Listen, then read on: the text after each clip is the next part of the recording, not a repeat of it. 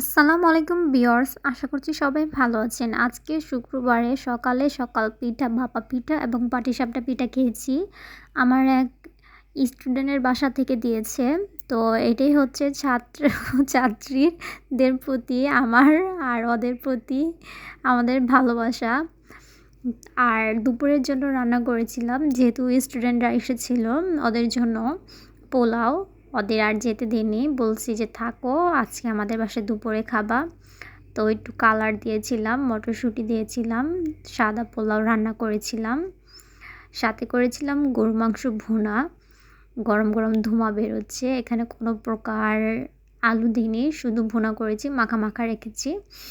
আর এই মাংসটা অল্প আদা রসুন বাটা, অল্প মশলা দিয়ে রান্না করেছিলাম।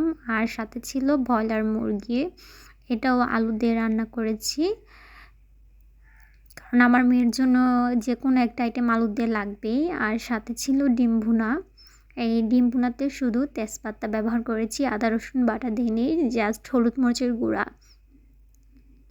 ডিমগুলোকে আমি ভেজে নিয়েছিলাম হালকা।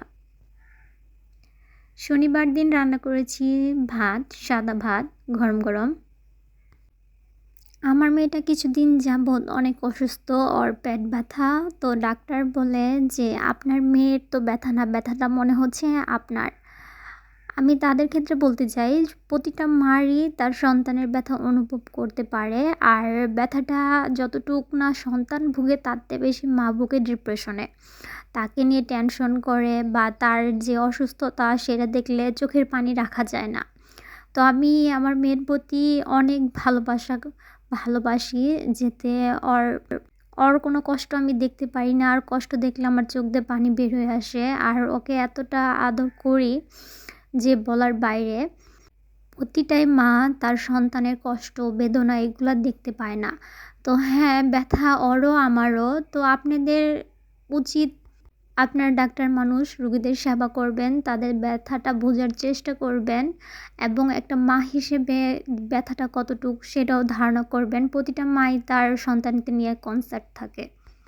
শনিবার দিন ইলিশ মাছের ডিম দিয়ে করলা ভাজি করেছিলাম, দেন সবজি করেছিলাম ফুলকপি, টমেটো, সিম দিয়ে, আর সিম বেগুন দিয়ে, নলা মাছ দিয়ে রান্না করেছিলাম। রবিবার দিনও ভাত রান্না করেছি।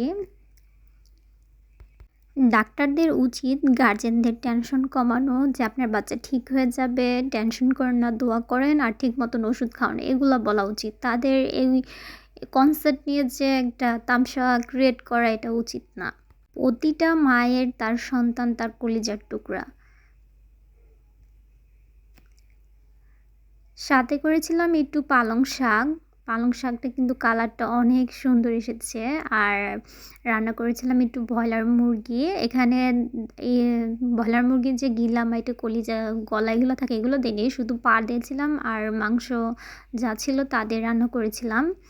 আর এগুলা কাচ্চি মাছের বুড়া। তো কালারটা এমন আসার কারণ হচ্ছে মাছগুলোর জন্য। আর আমার মেয়েকে দিয়েছিলাম যে হলুদ, মানে কি ডাল দিয়ে করেছিলাম। তো কেমন লেগেছে সবাই জানাবেন, সবাই ভালো থাকবেন, আর আমার মেয়ের জন্য দোয়া করবেন। আল্লাহ হাফেজ।